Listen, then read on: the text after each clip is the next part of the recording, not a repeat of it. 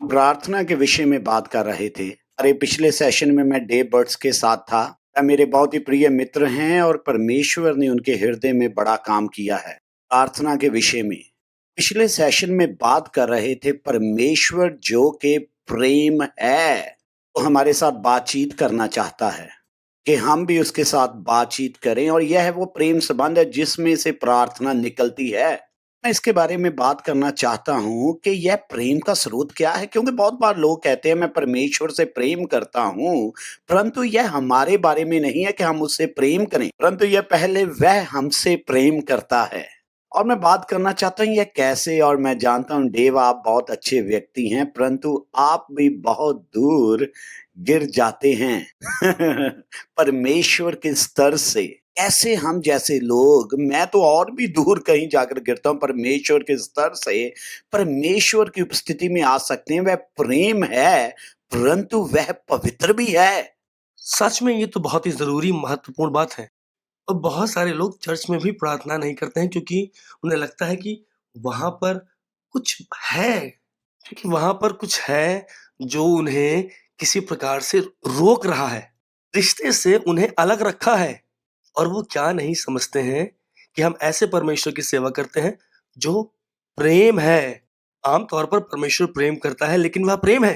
यह उसका चरित्र और उसका स्वभाव है। परमेश्वर का प्रेम कोई बौद्धिक प्रेम या भावनात्मक प्रेम नहीं है, विचार नहीं है। यह प्रकटीकरण है इस बात का वह जो है, और अंत में ये 2000 साल पहले उसके उठाए हुए उस ठोस कदम पर वापस आता है।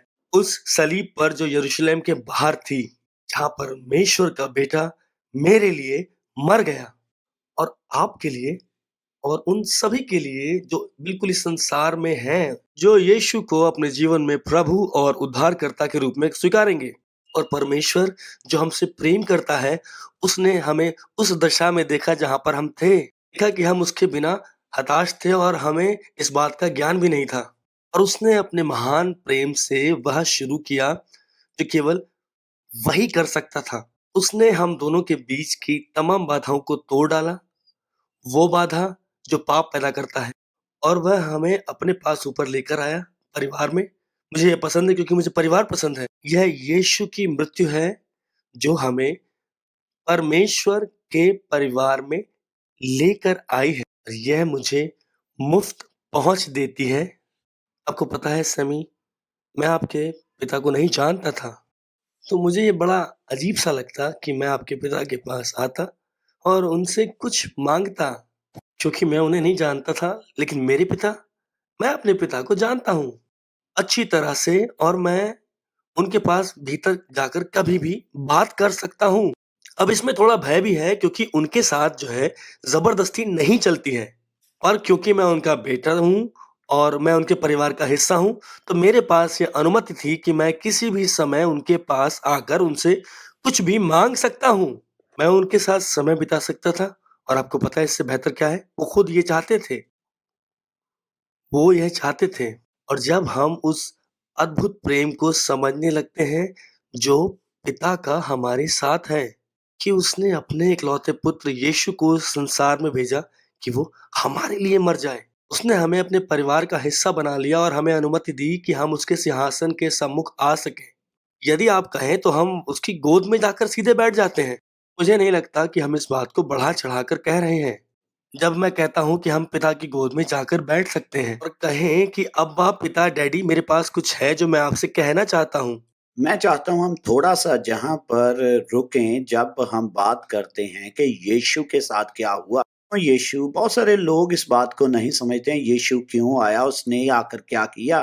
बात यह है कि हमें यह समझना होगा कि परमेश्वर पवित्र है, और पवित्र का अर्थ है कि अपने आप में वह सब कुछ है, वह पूरी तरह से शुद्ध है। तो फिर कैसे डेव या सैमी जैसे लोग इस परमेश्वर के सामने आ सकते हैं जो पवित्र है? इसीलिए यीशु आया और उसने मनुष्य का रूप धारण किया। वह पूर्ण परमेश्वर और पूर्ण मनुष्य था। परमेश्वर का पुत्र, मनुष्य का पुत्र, और सिर्फ एक शिक्षक ही नहीं परंतु परमेश्वर जो मनुष्य बन गया और मनुष्य बन के उसने हमारे पापों को अपने ऊपर ले लिया। और आपको पता है डेव, जब आप बात कर रहे थे मुझे कुछ याद आया। यरूशलेम में जब वह मरा, मंदिर में कुछ घटित हुआ। जी हाँ, क्योंकि मंदिर में एक जगह थी जिसे अति पवित्र स्थान कहा जाता था और वहां पर सिर्फ महायाजक जाता था और वहां पर परमेश्वर की उपस्थिति थी।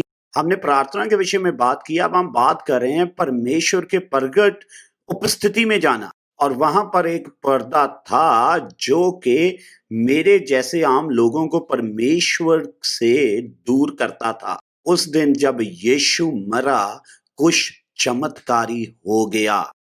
ऊपर से लेकर नीचे तक वो पर्दा 2 भाग में फाड़ दिया गया। हाँ, और अब परमेश्वर की उपस्थिति में जाने के लिए हमें अनुमति है।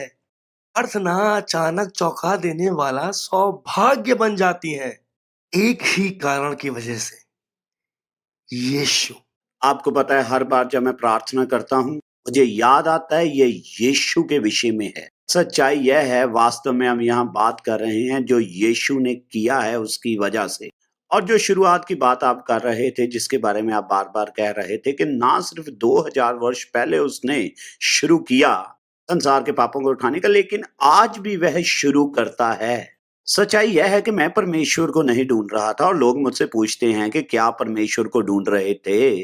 मैं तो चर्च में गया था एक लड़की के पीछे। मैं परमेश्वर को नहीं ढूंढ रहा। तो आपको पता है क्या, परमेश्वर ने मुझे ढूंढ लिया और वह मुझे सही जगह पर सही समय पर लेकर गया। और आपको पता है क्या हुआ, जब मैं मसीह में आया, पहला काम जो मैं करना चाहता था, किसी ने मुझे इसके बारे में नहीं सिखाया। पहला काम मैं उसकी उपस्थिति में जाकर उसे मिलना चाहता था। मैं और मेरे 3 मित्र लुजियाना में बटान रॉज की राजधानी के पास एक पहाड़ी पर परमेश्वर से मिलने लग गए सुबह में, और परमेश्वर की अद्भुत उपस्थिति। तो यह शुरुआत जिसके विषय में आप बात करें, मैं सोचता हूँ यह भी बहुत महत्वपूर्ण है।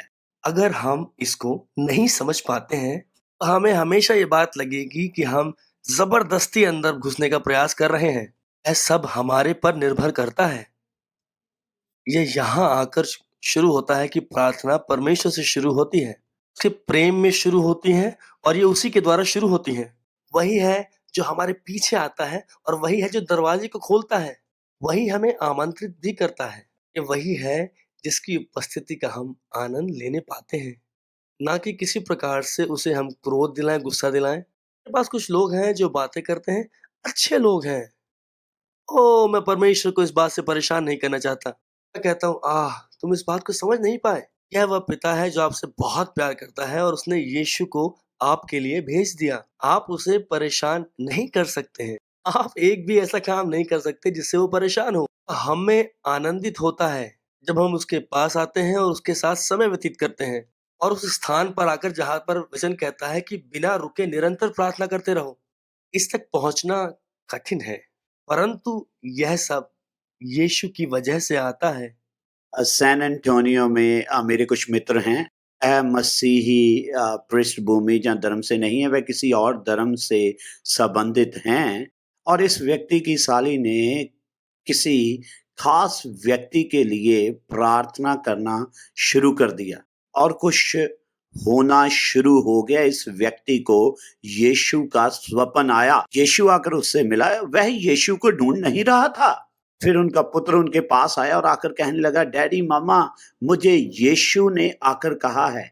और यीशु ही परमेश्वर का इकलौता पुत्र है। यीशु ने अपने आप को उन्हें दिखा दिया।